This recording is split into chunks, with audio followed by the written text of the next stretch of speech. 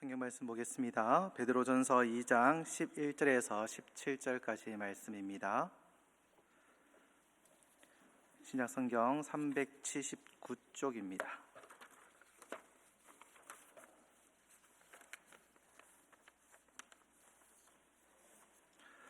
신약 성경 379쪽 베드로전서 2장 11절에서 17절까지 말씀입니다.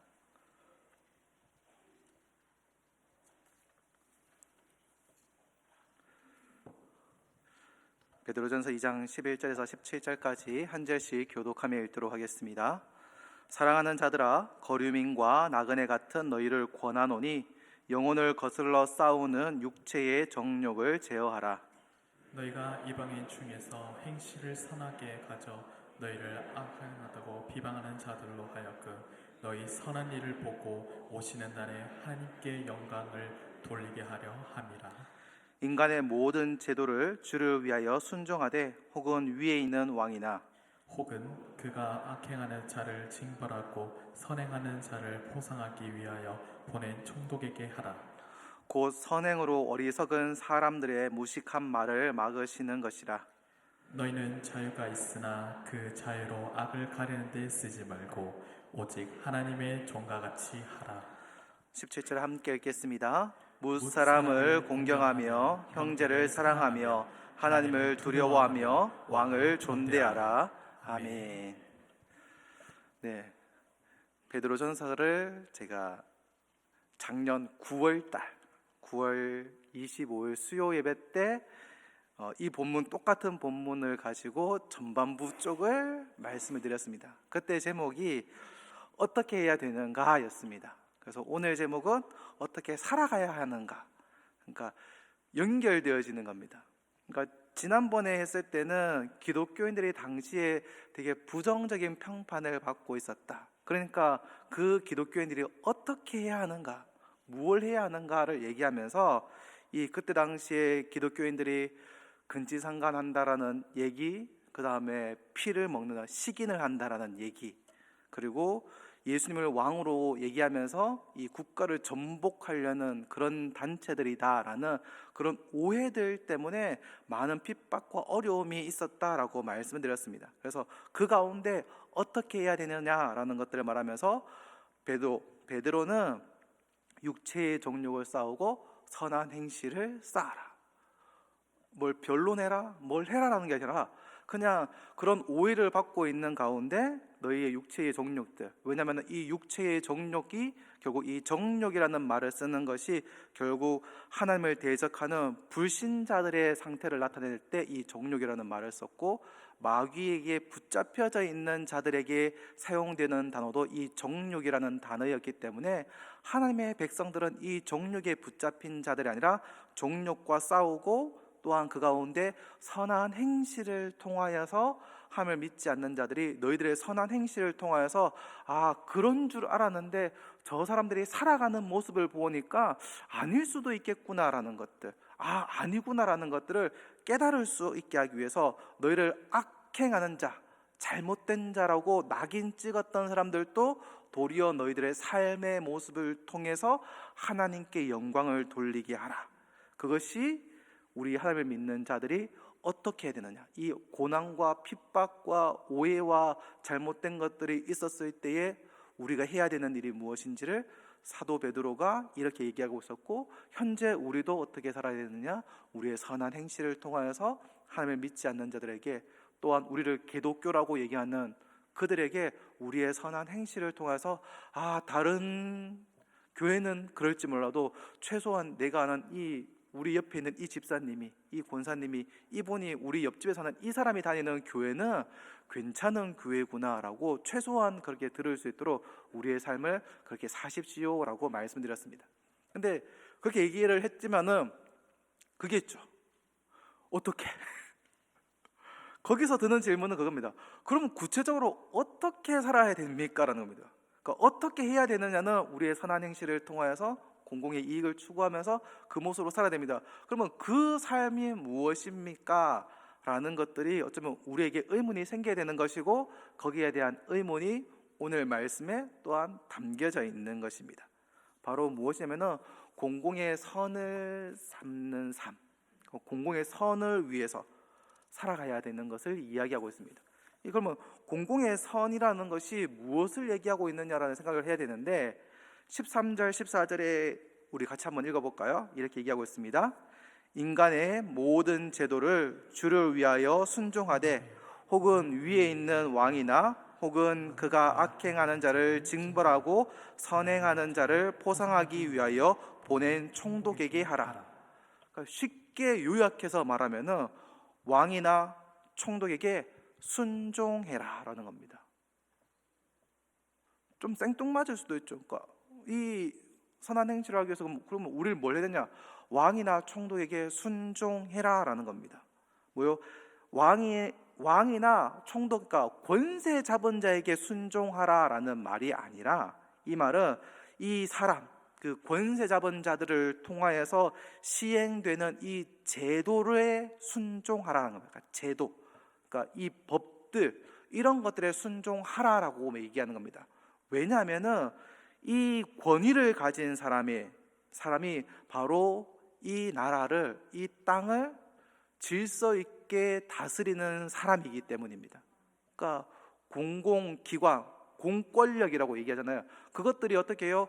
이 나라를 평안하게 만들고 힘없는 사람들이 평안하게 살 수 있게 만들고, 그 질서가 있어야지 질서를 지키는 사람들이 안전할 수 있으니까 그 질서를 가지고 있는, 이 권위를 가지고 있는 사람들에게 순종하라라는 겁니다.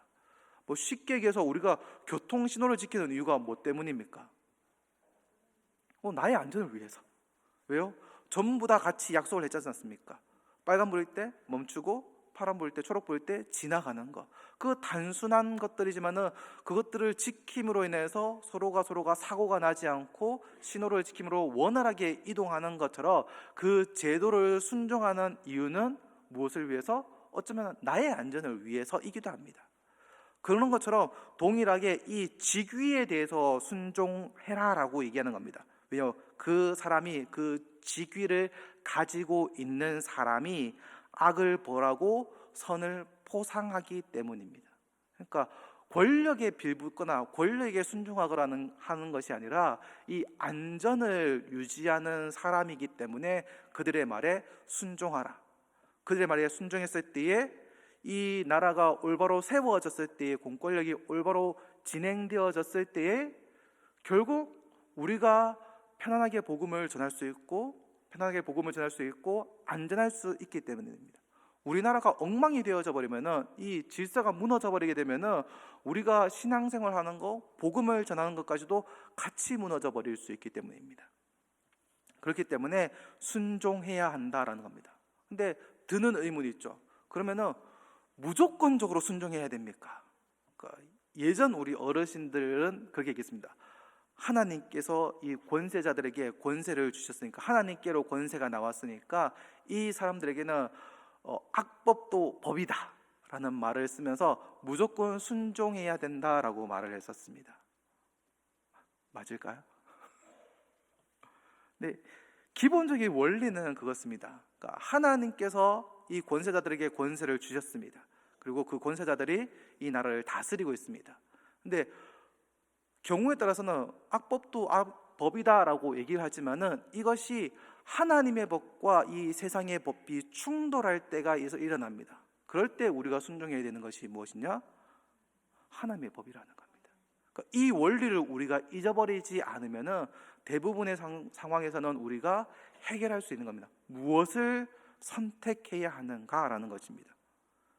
모든 권세가 하나님께로 말미암았기 때문에 순종해야 된다. 근데 그 권세가 하나님을 대적하는 것이다 라고 하면은 우리는 그 권세에 대적해야 되는 것이죠.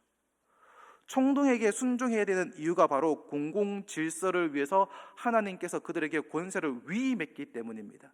근데 위임했는 그 권세가 하나님의 법을 어긴다면은 그 권세에 대해서 어쩌면 우리는 대항해야 되는 겁니다.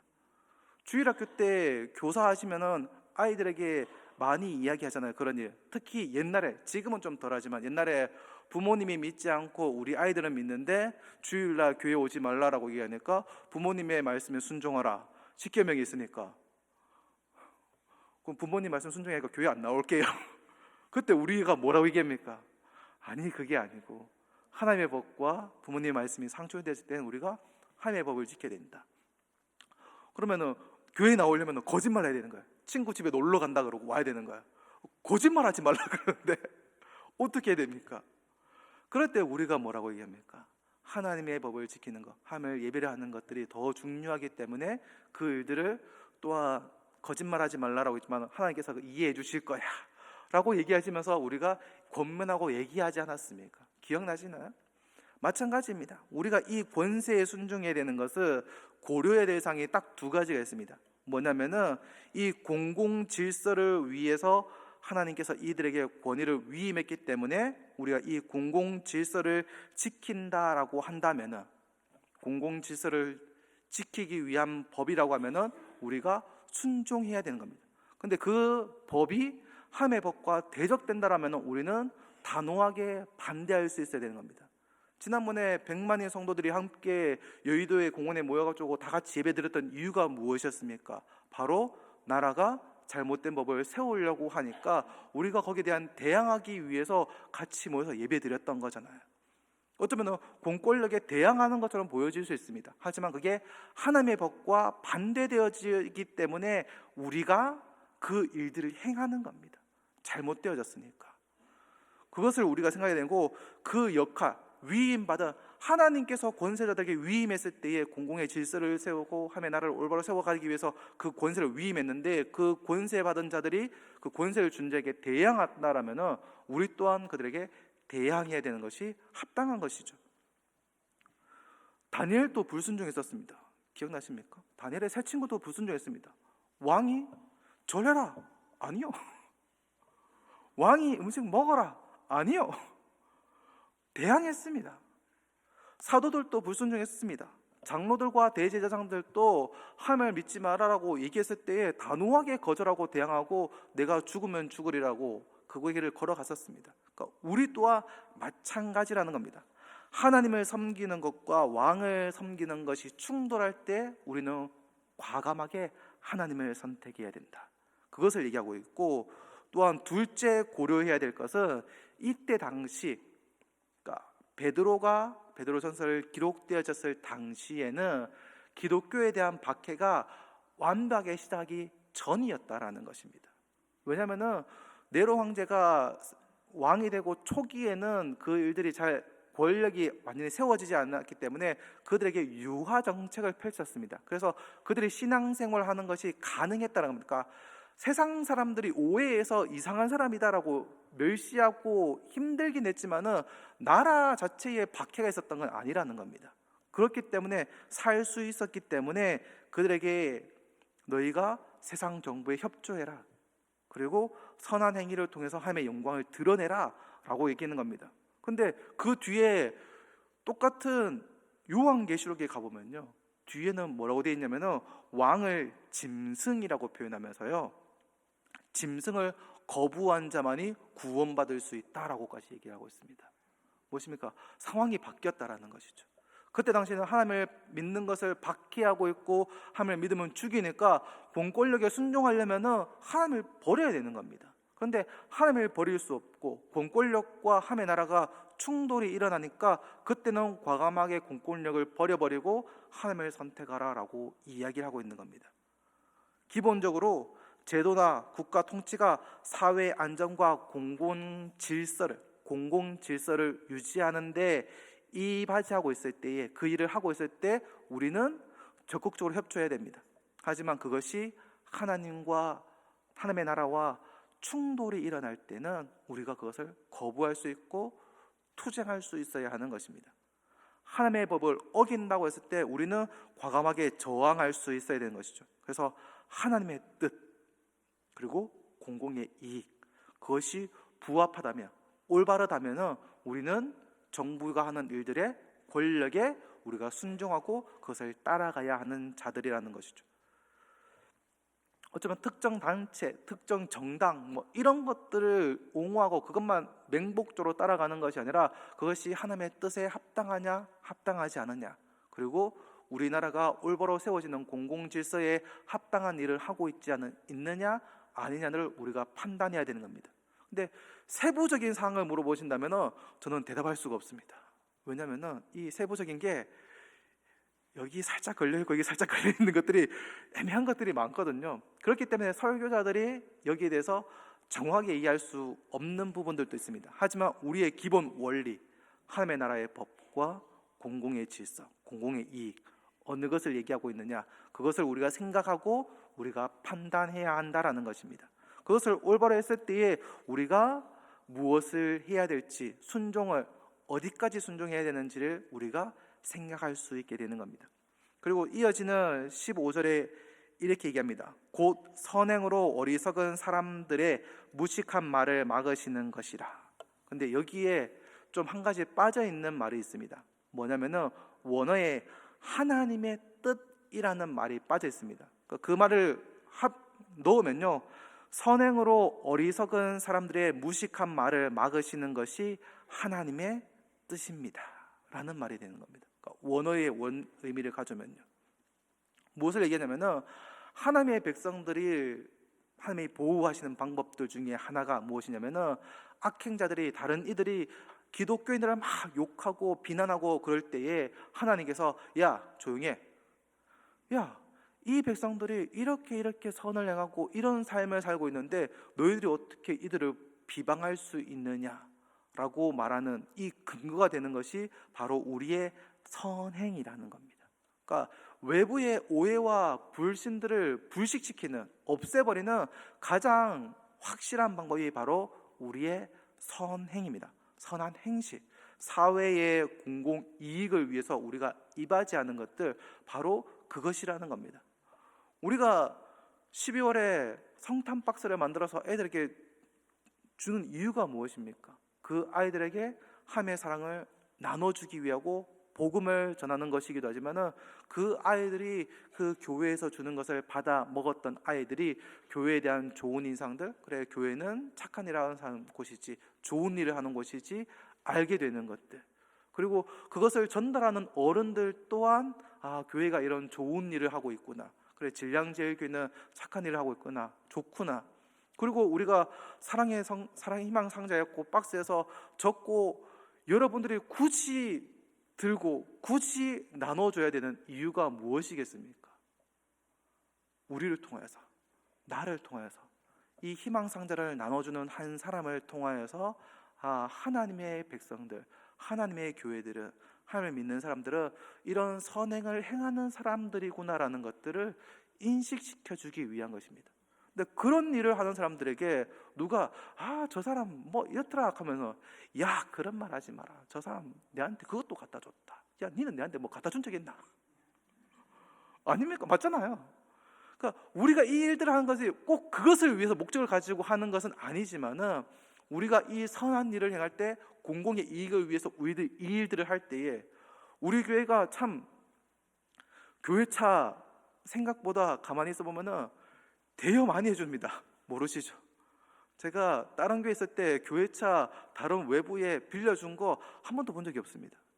근데 우리 교회는 또 어느 기관에서 어디서 좀 요청이 왔을 때에 어쩌면은 너무 쉽게 빌려주는 거 아닌가 싶을 정도로 빌려줄 때가 많이 있습니다. 근데 그 일들이 왜 이 일들을 행할까요? 우리 교회가 그 차를 빌려줌으로 그 차가 이름 적혀지는 교회를 보면서 이 교회는 우리를 위해서 이런 것도 대여해주고 이런 것도 해주는구나. 그러니까 하나님의 공공의 이익을 위해서, 하나님의 나라를 위해서, 하나님의 복음을 전하는 데에 도움을 주기 위해서 그 일들을 우리가 하고 있는 겁니다. 그냥 아무런 이유 없이 그냥 우리 교회가 뭐 참 마음대로 쓰세요가 아니라 그 일들을 위해서 어쩌면은 우리 교회에서 당회에서 그 일들을 결정하고 차를 빌려주고 그 일들을 하는 걸 겁니다. 그러니까 모든 일들이 무엇을 위해서? 공공의 이익을 위해서, 하나님의 나라를 위하여서, 이 선행을 행함으로 인하여서 하나님의 나라가 더욱더 커져가는 것을 원하시기 때문에 우리 교회가 이 일들을 하고 있는 거라고 생각합니다. 선교 지향적인 공익생활, 그러니까 별것 아닌 것 같잖아요. 별일 아닌 것 같잖아요. 뭐 차 한 번 빌려줬다고 그게 뭘 된 수냐? 아니요, 그 한 번이, 두 번이, 그 일들이 하나님을 믿지 않는 자들에게 교회에 대해서 다시 한번 생각하게 되고 그것을 위해서 복음을 전하는 일들이 될 수 있다라는 겁니다. 우리가 아프리카에 우물을 파고 아프리카에 교회를 세워주는 것만큼 우리가 지금 여기서 이 질량 땅에서 성탄 박스를 나눈 것들, 희망상자를 나누는 것들, 교회 차를 대여해 주는 것들, 여러 가지 일들이 결국 이것과 연결되어져 있다라는 것입니다.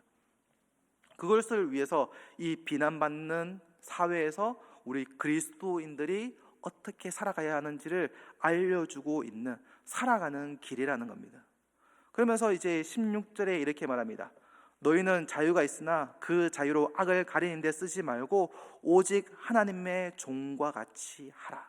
그러니까 너에게 자유가 있다라고 말합니다. 여기서 자유라는 것이 다른 사회적인 이 자유를 말하는 것이 아니라 바로 신앙적인 자유를 말합니다. 율법에서 자유하게 된 자, 심판으로 자유하게 된 자, 세상의 그 어떤 것으로도 우리의 자유를 묶을 수가 없는 것, 신앙의 자유를 묶을 수 없는 것. 담임 목사님께서 오전에 예배했을 때에 빗세게 선교에서 못 가게 됐습니다라고 했을 때 그래도 가겠습니다. 감금 좀 당하고 갇혀서 조사 좀 받더라도 그러더라도 무엇입니까? 그 갇힘이, 그 조사받는 것이 하나님을 믿는 이 자유를 막을 수가 없다는 걸 알고 있기 때문입니다. 그렇기 때문에 갈 수가 있는 겁니다. 근데 그것을 나의 신앙의 자유가 그것으로 인해서 막혀진다면 우리는 못하겠죠. 하지만 우리를 유지하는 것, 하나님의 유익을 위해서, 하나님을 다스리는 세상, 이 세상의 유익을 위해서 살아라 라고 얘기했을 때 이 자유를 가지고 우리가 나아가야 하는 것입니다. 하나님의 나라를 위해서, 하나님의 세상을 위해서 우리가 그 걸음을 걸어가는 겁니다. 우리가 이 세상에 살아가는 이유가 무엇입니까? 바로 하나님의 영광을 위해서, 그리고 영원토록 하나님을 즐거워하기 위해서. 그게 작년에 지겹도록 들었던 소요리 1문 아닙니까? 그것을 위해서 우리가 살아가는 겁니다. 그러기 위해서 우리의 이 신앙의 자유를 하나님께서 우리에게 허락하셨고 이것으로 살아가야 된다는 겁니다. 그러면은 하나님의 종이 그러면 구체적으로 또 어떻게 살아가야 하는가를 이 17절에 결론적으로 이야기를 하고 있습니다. 같이 읽어볼까요? 17절 시작. 뭇 사람을 공경하며 형제를 사랑하며 하나님을 두려워하며 왕을 존대하라. 여기서 앞에 지난번에 9월에 얘기했을 때는 정욕을 제하고 선한 행실을 해라 라는 것이 결론이었다면 이 17절은 또 다른 버전으로 우리에게 동일한 얘기를 하고 있습니다. 뭇사람을 공경하라, 그리고 형제를 사랑해라, 그리고 하나님을 두려워해라, 그리고 왕을 존대하라. 어쩌면 우리는 가운데 있는 두 개는 참 잘 알고 있고 잘 하고 있습니다. 형제 사랑하는 거, 하나님을 두려워하고 하나님을 경외하는 거, 우리는 이 일들은 참 열심히 하고 있습니다. 그런데요, 이 경외한다, 두려워한다는 게 경외하다라는 것인데, 이 경외하고 두려워하는 것을, 형제를 사랑하고 하나님을 두려워하는 것은 참 잘 하고 있는데, 이 두 번째, 이 처음과 끝에 있는 것 무엇입니까? 뭇사람을 공경하고 왕을 존대하는 것. 이것이 우리에게 동일하게 또한 얘기하고 있다라는 사실입니다. 선한 행실을 하는 것들이 이웃에게 좋은 일을 하는 것들이잖아요. 그 일들이 우리에게 주어졌다라는 겁니다. 어쩌면 우리는 가끔 신앙생활 한다라고 얘기하면은 교회에 와서 예배드리고 교회에서 열심히 봉사하고 교회에서 뭘 하고 교회에서 뭘 하고 교회에서 뭘 하는 것만 신앙생활이다라고 가끔 착각할 때가 있습니다. 그런데 우리의 신앙생활은 교회 안에서만 하는 게 아니라 교회 밖에서도 하는 것도 연결되어져 있다라는 겁니다. 그러니까 따로 분리되어져 있는 것이 아니라 같은 거라는 것을 우리가 잊지 말아야 됩니다. 그래서 무엇을요? 하나님의 유익을 위한 길이 바로 사람의 유익을 위한 길이기도 하다라는 겁니다. 물론 반대가 되기도 합니다. 혹은 거꾸로 되기도 합니다. 근데 대부분은 많은 경우에 사람을 사랑하고 공경하는 것이 하나님을 위하는 것인 경우가 훨씬 더 많다라는 겁니다. 그러니까 이웃을 사랑하면은 그 사랑하는 것으로 인해서 하나님을 사랑하는 것이 연결되어지는 경우가 훨씬 많다라는 겁니다. 그래서 하나님을 두려워하는 것, 형제 자매를 사랑하는 것만 신앙생활이 아니라 바로 무사람, 왕을 공경하는 것도 같이 연결되어져 있다는 겁니다. 그리고 또 한 가지 더 있는데 뭐냐면은 무사람을 공경하는 것, 그리고 왕을 공경하는 것. 근데 이 공경하다라는 단어가 무사람, 그러니까 내 이웃을 공경하는 것과 왕을 공경하는 것이 동일한 단어를 사용하고 있습니다. 동일한 단어. 그러니까 다른 단어를 사용하고 있는 게 아니라 내 이웃을 공경하는 것과 왕을 공경하는 것이 같다라는 것입니다. 다른 것이 아니라 같다. 이웃을 사랑하는 것, 내 옆에 있는 사람을 공경하는 그 공경의 정도와 왕을 공경하는 정도가 같다라는 것입니다. 그렇기 때문에 우리가 내 옆에 있는 사람을 공경할 때에 왕을 대하듯이 공경해야 되는 겁니다. 목사님이 요즘에 계속 얘기하시는 게 있죠. 옛사람 보고 인사할 때에 당신을 보니 하나님을 뵙는 것 같습니다. 그 말은 무엇입니까? 내가 옆 사람을 하나님처럼 공경하겠습니다 라는 말도 되는 겁니다. 그렇게 하자라는 겁니다. 우리의 삶이 내 옆에 있는 이웃을 하나님을 공경하듯이 공경합시다 라는 겁니다. 그것을 우리에게 얘기하고 있는 겁니다. 그래서 어쩌면은 여러분들이 특별히 아파트에 살고 계시는 분들 가끔 그런 경우들이 있잖아요. 좀 뉴스에 나오는 것들이 경비원들이 사시는 분들이 경비원들 갑질하는 경우, 경비원들 보고 이것도 해라 저것도 해라 뭐 종부리듯이 막 시키는 경우들, 내가 니한테 월급 주잖아, 그런 경우들이 있잖아요. 근데 그분들을 대할 때도 어떻게 해요? 왕을 대하듯이 그분들 공경하는 것들, 그것이 우리에게 필요하다라는 겁니다.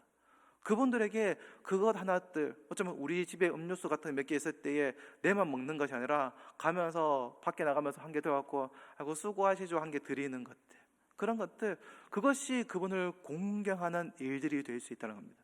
그러면은 그것을 받으시는 경비원분들, 또 청소하시는 분들, 그런 분들이 또 하나님을 믿는 사람이라는 사실을 알게 되었을 때, 아, 저분은 참 좋은 분이다, 하나님을 믿는 사람, 그래 저렇게 하나님 믿어야지 라는 말들이 전해질 수 있다는 겁니다. 그것이 하나님을 믿는 사람들이 해야 될 일들이라는 겁니다. 그리고 어쩌면 우리가 시장 같은 데 가면은 되게 물건 값을 깎잖아요, 그죠? 그런 깎는 것들도 될 수 있으면은 그거 안 깎으면 죽지 않으시면은 죽을 정도로 힘드시면 모르겠지만은 그렇지 않으시면은 될 수 있으면 안 깎으셨으면 좋겠어요. 그러니까 저 사람은 맨날 오면 맨날 깎는다. 근데 알고 보니까 교회 다니는 사람이라 돼. 아이고. 그렇잖아요. 뭐 물론 어떤 분은 그렇게, 아이고 목사님 시장 가서 깎는 재미인데 그거 재미를 없애면 왜 합니까? 그럴 수도 있어요. 뭐 그것도 맞아요. 틀린 말은 아니에요. 그런데 우리가 생각을 하면서 했으면 좋겠어요. 그분들을 어쩌면 공경하는 우리의 한 방편이 그냥 얼마라 그러면은 깎지 말고 그냥 다 드리는 거. 근데 그것이 어쩌면 나에게 손해가 되어지는 것처럼 느껴질 수도 있거든요. 근데 가만히 지켜보면은 꽁트나 드라마나 이런 데 보면은 어때요? 맨날 깎으시는 분이 오면은 그냥 정량대로 주고 그냥 깎은 대로 줘버려요. 그러니까 깎는 만큼 그 깎는 금액대로 줘요. 근데 또 맨날 오는데 한 번도 깎지 않고 얼마나 하면 주는 분 오면은 덤으로 만 개 더 끼워줘요. 그렇죠.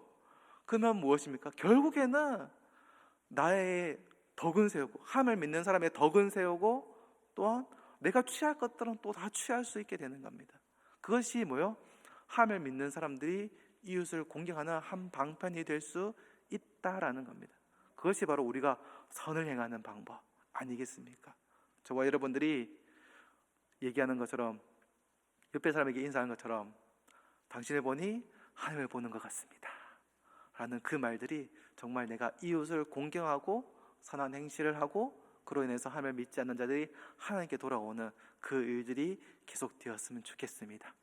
우리 마지막으로 옆에 사람들 보면서 당신을 보니 하나님을 뵙는 것 같습니다 라는 말하고 제가 기도하겠습니다.